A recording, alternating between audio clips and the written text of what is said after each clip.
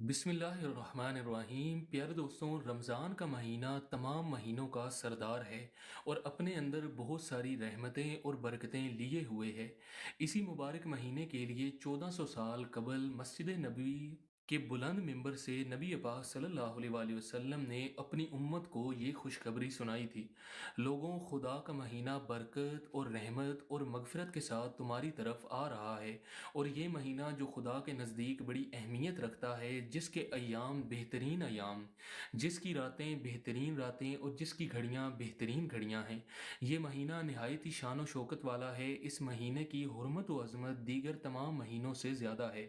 दोस्तों, आज हम आपके लिए इसी महीने से मुंसलिक बल्कि इस महीने के चांद से मुंसलिक एक वजीफ़ा लेकर आए हैं, जो कि आज की वीडियो में बताया जाएगा।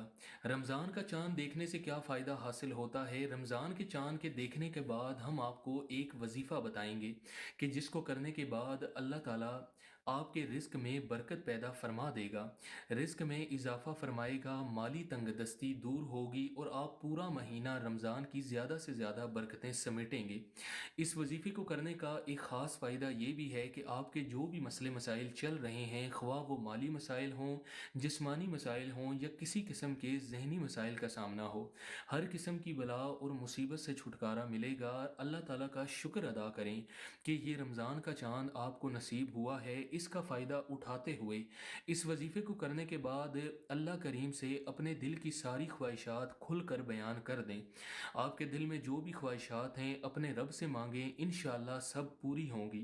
आंखों से चाँद देखे बगैर रोज़ा नहीं रखा जा सकता और ईद भी नहीं मनाई जा सकती, इसलिए कि रसूल पाक सल्लल्लाहु अलैहि वसल्लम ने फरमाया, रोज़ा उस वक्त तक ना रखो जब तक कि चांद ना देख लो, और ईद के लिए अफ्तार उस वक्त तक ना करो जब तक ईद का चांद ना देख लो।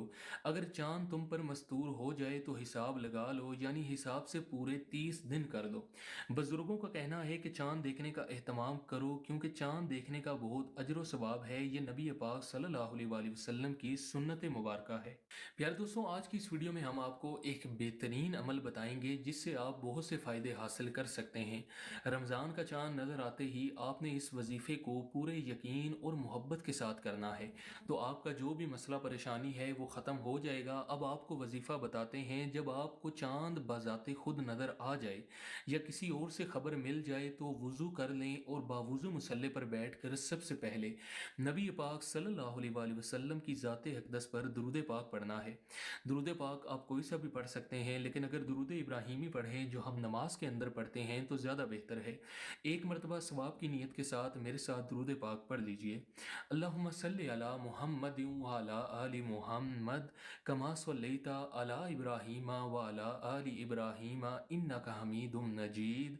अल्लाहुम्मा बारिक अला मुहम्मद व अला आलि मुहम्मद कमा बारकता अला इब्राहीम व अला आलि इब्राहीम इन्नका हमीदुम मजीद। प्यारे दोस्तों, दुरूद पाक पढ़ने के बाद आपने 10 मरतबा सूरह फातिहा पढ़नी है। बिस्मिल्लाहिर्रहमानिर्रहीम, अल्हम्दुलिल्लाहि रब्बिल आलमीन, अर्रहमानिर्रहीम, मालिकि यौमिद्दीन, इय्याका नअबुदु व इय्याका नस्तईन, इहदिनस सिरातल मुस्तकीम, सिरातल लज़ीना अनअमता अलैहिम, गैरिल मग़दूबि अलैहिम वलद्दाल्लीन। प्यारे दोस्तों, जब आप 10 मरतबा सूरह फातिहा पढ़ लें तो इसके बाद आपने 10 मरतबा सूरह इखलास पढ़नी है।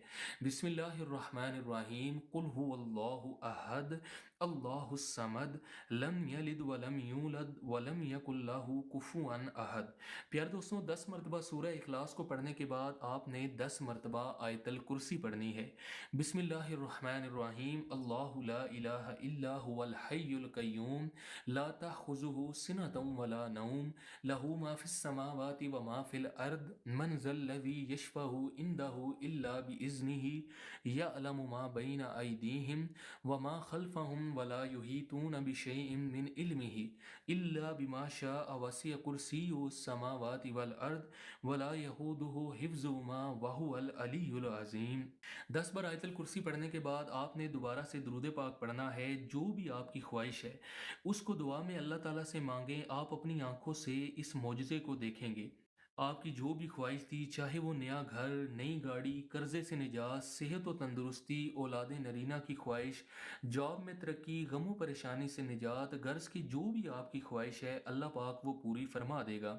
اللہ تعالیٰ سے دعا ہے کہ اللہ تعالیٰ میرا سنانا اور آپ کا سننا اپنی بارگاہ الہی میں قبول و منظور فرمائے، آمین، شکریہ۔